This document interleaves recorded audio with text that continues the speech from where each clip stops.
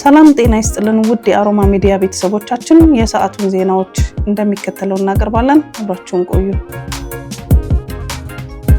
የአውሮፓ ህብረት ለኢትዮጵያ 240 ሚሊዮን ዩሮ ድጋፍ አደረገ። የአውሮፓ ህብረት በኢትዮጵያ የሽግግር ፍትህና የኢኮኖሚ እድገት ዘላቂነት ለማጎልበት 240 ሚሊዮን ዩሮ ድጋፍ አድርጓል። የገንዘብ ሚኒስትር አህመድ ሺዴ የአውሮፓ ህብረት በኢትዮጵያ ኢኮኖሚያዊ እድገት እንዲመዘገብ የተለያዩ ድጋፎችን እያደረገ ይገኛል ብለዋል። ህብረቱ ግብርና፣ ትምህርት፣ ለመሰረተ ልማት ግንባታ፣ የፋይናንስ ክፍተትን ለመሙላት የሚሰሩ ስራዎችን ያግዛል ብለዋል። የአውሮፓ ህብረትና የኢትዮጵያ ግንኙነት 50 ዓመታትን እንዳስቆጠረ ገልጸው ማይክሮ ኢኮኖሚን ተግባራዊ በማድረግ ኢኮኖሚያዊ፣ ማህበራዊና ቴክኖሎጂያዊ እድገትን እያስመዘገበች ነው፣ የሀገርና የውጭ ኢንቨስትመንትን ለማሳደግ እየሰራች ነው ሲሉ ጠቁመዋል። በኢትዮጵያ የአውሮፓ ህብረት አምባሳደር ሶፊ በበኩላቸው የኢትዮጵያ የማይክሮ ኢኮኖሚክ ተግባራዊ በማድረግ ኢኮኖሚያዊ እድገትን እያስመዘገበች ነው። በስምምነቱ መሰረት የአውሮፓ ህብረት ገንዘብና የቴክኒክ ድጋፍን እንደሚሰጥ ጠቅሰው የኢትዮጵያ ልማትን ለማሻሻል 240 ሚሊዮን ዩሮ ድጋፍ ተደርጓል ብለዋል። የምስራቅ አፍሪካ ኢኒሼቲቭ ፕሮግራም በቀጠናው ሰላምን ለማረጋጋትና ኢኮኖሚያዊ እድገትን ያመጣል ብለዋል። የድጋፉ የሽግግር ፍትህ፣ የጾታ እኩልነት ለማጠናከር፣ ዘላቂ ሰላምን ለማረጋገጥ፣ ዘላቂ ልማትን ለማጎልበት፣ መሰረታዊ የጤና አገልግሎቶችን፣ የህክምናና የስነ ልቦና ማህበራዊ ድጋፍ አገልግሎት አቅርቦት ለማጠናከር ይጠቅማል። በቴክኒክና ሙያ ትምህርትና ስልጠና የዲጂታል እውቀትና ልምድ ለማሳደግ የሚውል ነው ሲሉ አክለዋል።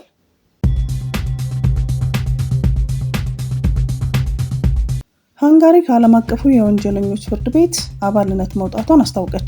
ሃንጋሪ ከአይሲሲ አባልነቷ የመውጣት ውሳኔዋን ያሳለፈችው በተቋሙ የእስር ማዘዣ የወጣበት የእስራኤል ጠቅላይ ሚኒስትር ቤንያሚን ኔታንያሁ በሀገሪቱ ይፋዊ የስራ ጉብኝት እያደረጉ ባለበት ወቅት ነው። አይሲሲ በእስራኤል ባለስልጣናት ላይ የእስር ማዘዣ እንዳወጣ የሃንጋሪ ጠቅላይ ሚኒስትር ቪክተር ኦርባን በመንግስታቸው ስም የእስራኤል አቻቸውን ቤንያሚን ኔታንያሁ ሀገራቸውን እንዲጎበኙ ግብዣ ማቅረባቸውን አስታውሷል።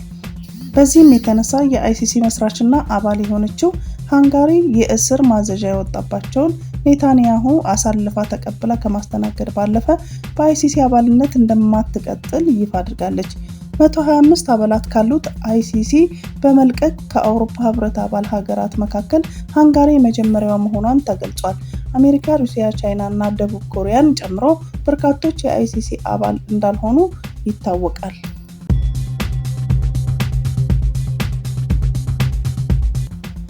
ጋዛ ለሰብአዊ እርዳታ ሰራተኞች እጅግ አደገኛ ስፍራ ነው ሲሉ የመንግስታቱ ድርጅት አስታወቀ። የተባበሩት መንግስታት ድርጅት የሰብአዊ እርዳታ ምክትል ኃላፊ ጆይስ ሙሲያ ለተመድ የጸጥታ ምክር ቤት ባቀረቡት ሪፖርት በአሁኑ ሰዓት በዓለም ላይ ለሰብአዊ እርዳታ ሰራተኞች አደገኛ ከሆኑ ቦታዎች መካከል ጋዛ ቀዳሚ ነች ብለዋል። ኃላፊው አክለው እስራኤል በሐማስ ላይ የአጸፋ እርምጃ መውሰድ ከጀመረች ወዲህ ከ408 በላይ የሰብአዊ እርዳታ ሰራተኞች ተገድለዋል ብለዋል። በሌላም በኩል የጸጥታ ምክር ቤት አለቃው ጊሊስ ሚቻውዳ እንዳሉት ከሆነ ደግሞ በሰብአዊ እርዳታ ሰራተኞች ጥቃት ማድረስ አሁን የተለመደ ነገር እየሆነ መጥቷል ያሉ ሲሆን የሚያሳዝነው ደግሞ መለመዱ ሳይሆን በርካቶች ጥቃቶቹን እንዲቆሙ ምንም ጥሪ ያለማድረጋቸው መሆኑን ገልጸዋል። ሁለቱም የተመድ ባለስልጣናት ያነሱትን ነጥብ ለማጠናከር ደግሞ በቅርቡ እስራኤል በጋዛ በፈጸመችው 2 ጥቃቶች ጠቅሰዋል። ኃላፊዎቹ ከጠቀሷቸው ጥቃቶች መካከል ቀዳሚ መጋቢት 19 ቀን የተፈጸሙና የተባበሩት መንግስታት ድርጅት አርማ ባረፈበት ህንፃ ላይ የተፈጸመው ጥቃት አንዱ ሲሆን በጥቃቱ አንድ የተመድ ሰራተኛ ሲገደል ሌሎቹ 6 የቆሰሉበት ጥቃት ነበር። ሁለተኛ ጥቃት ደግሞ መጋቢት 23 ቀን በአምቡላንስና በሰብአዊ እርዳታ ስራ ለመስራት ሲንቀሳቀሱ የነበሩ ተሽከርካሪዎች ላይ የተፈጸመው ጥቃት ሲሆን በዚህ ጥቃትም አንድ የተመድ ስታፍ አባል፣ 8 የፍልስጤም ቀይ ጨረቃ ማህበር አባላት እንዲሁም 6 ሲቪሎች ተገድለዋል።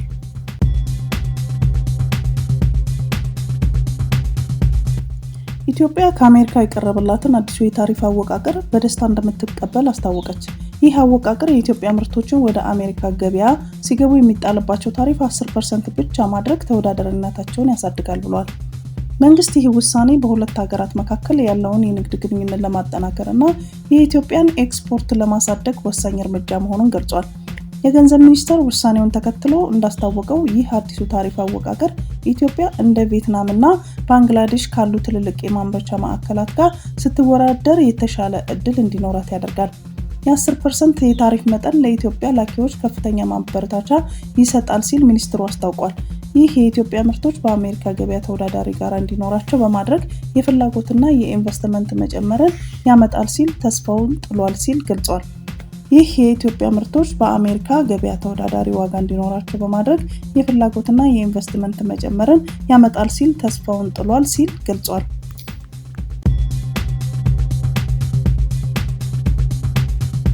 በህገወጥ መንገድ በአሜሪካ ያሉ ቤተሰቦች ወይም ጓደኞች ካሏቸው ወደ ቤት እንዲመጡ ለመንገር ጊዜው አሁን ነው ሲሉ በኢትዮጵያ የአሜሪካ አምባሳደር ኤርቪን ማሲንጋ አሳስበዋል። አምባሳደሩ በኤምባሲያቸው በኩል ባወጡት መግለጫ አሜሪካን አስተማማኝ፣ ጠንካራና የበለጸገች ለማድረግ ፕሬዚዳንት ትራምፕ የአሜሪካ ኢሚግሬሽን ህጎች መከበራቸውን እያረጋገጡ ነው ብለዋል።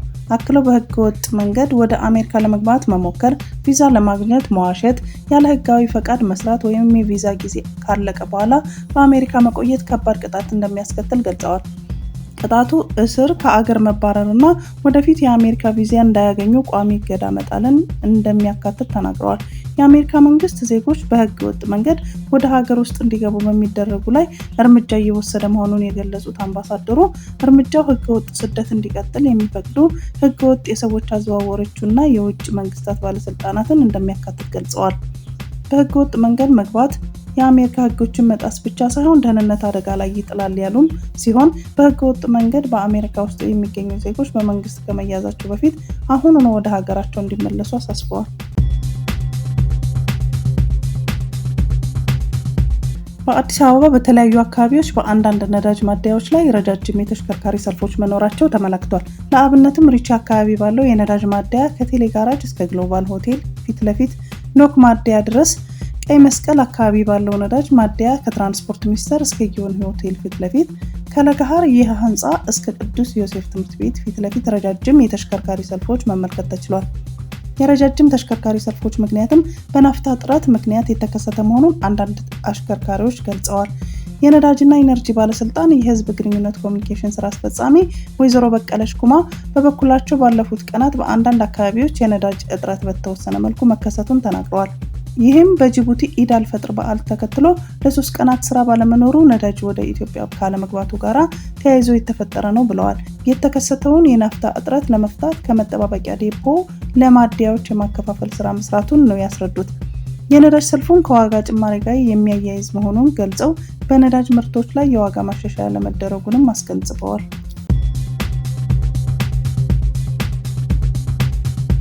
በአዲስ አበባ የፈጣን አውቶቡስ መስመር ግንባታ በተያዘው ዓመት እንደሚጀምር ተገለጸ። በአዲስ አበባ ከተማ ውስጥ የሚሰራው የፈጣን አውቶቡስ መስመር ግንባታ በተያዘው ዓመት እንደሚጀምር የአዲስ አበባ ትራንስፖርት ቢሮ አስታውቋል። የቢሮው ምክትል ኃላፊ ዳኛቸው ሽፈራው እንደተናገሩት በቅርብ ዓመታት ውስጥ 15 የፈጣን አውቶቡስ መስመር ግንባታዎች ይጠናቀቃሉ ተብሎ ስራዎች እየተሰሩ ይገኛል። ከዚህም ውስጥ ከጀሞ 3 እስከ ፒያሳ ደዋ ድረስ የመጀመሪያ የሚሆን ግንባታ በዘንድሮ ዓመት ለመጀመር ሙሉ ዝግጅት መጠናቀቁን ገልጸዋል። 19 ኪሎ ሜትር የሚሆነው ይህ መስመር በፈረንሳይ መንግስት ድጋፍ ታግዞ የሚሰራ ሲሆን ለኮንትራክተሩ ሙሉ ኃላፊነት መስጠቱንና ለግንባታው ሂደትም በተያዘው ዓመት እንደሚጀመር ተመላክቷል። የፈጣን አውቶቡስ መስመር ግንባታ ሲሰሩ ከመደበኛ የመኪና መስመር የተለየ ቦታ እንደሚኖረው የገለጹት ምክትል ኃላፊው አሁን ላይ አውቶቡሶች ሰዎችን ለመጫንና ነዳጅም ለመቆጠር ሲባል ሰው እስኪሞላ ድረስ የሚጠብቁበትን አግባብ መኖሩን አንስተዋል። በመሆኑም የፈጣን አውቶቡስ መስመሩን ተግባራዊ በሚሆንበት ጊዜ ግን ሰው እስኪሞላ የሚጠበቅበትና ቆሞ የሚሄዱበት ጉዳይ እየቀረ ስለሚሄድ ሰዎች በሚፈልጉበት ሰዓት ሳይቸገሩ የትራንስፖርት አገልግሎት ለማግኘት እንደሚያስችላቸው ገልጸዋል። የፈጣን አውቶቡስ መስመሮችም የተለያዩ የዓለም ሀገራትን ጭምር ተጠቅመው ጥሩ ውጤት የታየበት መሆኑን የገለጹት ምክትል ኃላፊው በተያዘው ዓመት የሚጀምረው ግንባታ በሂደት ላይ ያለ ሌሎች መስመሮችን እንዲሰሩ ያደርጋል ብሏል። አክለውም ወደፊት በከተማው 2 አይነት የትራንስፖርት አገልግሎት እንደሚኖር የገለጹ ሲሆን አንደኛው የብዙሃን ትራንስፖርት የሚባለው ባቡር እንዲሁም ቀላልና ፈጣን የአውቶቡስ ሲሆን ሌላኛው መካከለኛ ገቢ ያላቸው የሚጠቀሙበት ተብሎ የሚታሰብ የታክሲ አገልግሎት መሆኑን ተናግረዋል።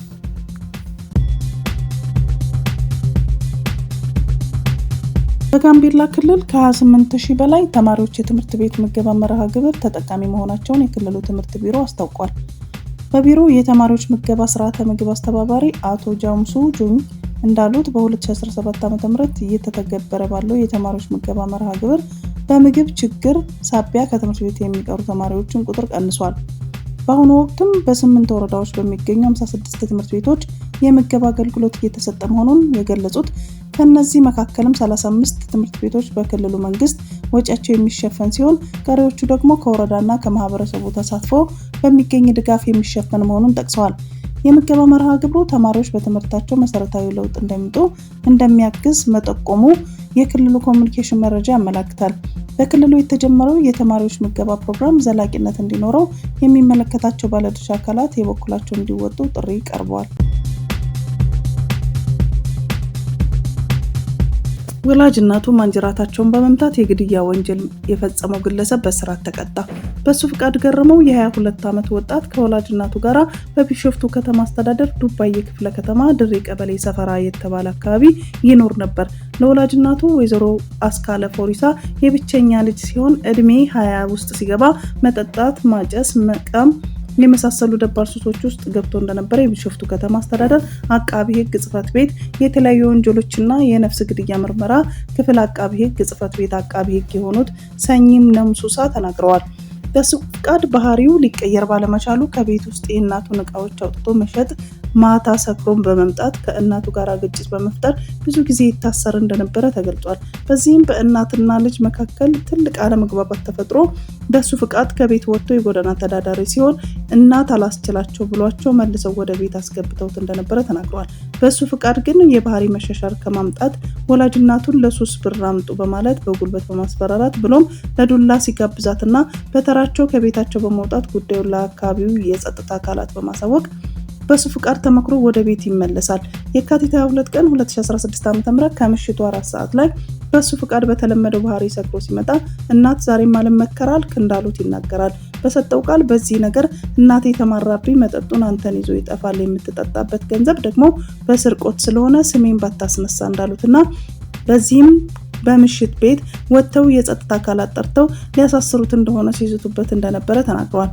በነጋታው የሰፈራችን ሴትዮ በረር ላይ ቁጭ ብዬ ሳለቅስ አይታኝ ምን እንደተፈጠረ ስትጠይቀኝ እናቴ መሞቷን ስነግራት ጮኸችና የአካባቢውን ሰው ተሰባሰበ የሚለውን በሱ ፍቃድ በወቅቱ እናቱን በምን ምክንያት እንደሞቱ ባይናገርም ወድቀው ነው የሚል ምክንያት ሰጥቶ ነበር።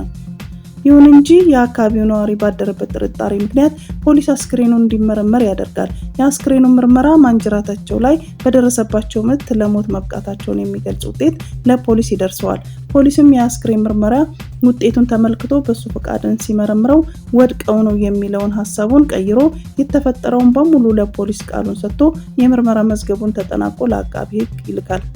አቃቢ ሕግ ከፖሊስ የተላከውን የምርመራ መዝገብ ተመልክቶ በወንጀል ሕግ ቁጥር መሰረት ክስ ይመሰርታል። የተመሰረተውን ክስ ሲከታተል የቆየው የቢሾፍቱ ከተማ አስተዳደር ከፍተኛ ፍርድ ቤት መጋቢት 19 ቀን 2017 ዓ.ም በዋለው ችሎት ተከሳሽ በሱ ፍቃድ ገረመው ጥፋተኛ ሆኖ በመገኘቱ በ17 ዓመት እስራት እንዲቀጣ ውሳኔ ማስተላለፉን አቃቢ ሕግ ገልጿል።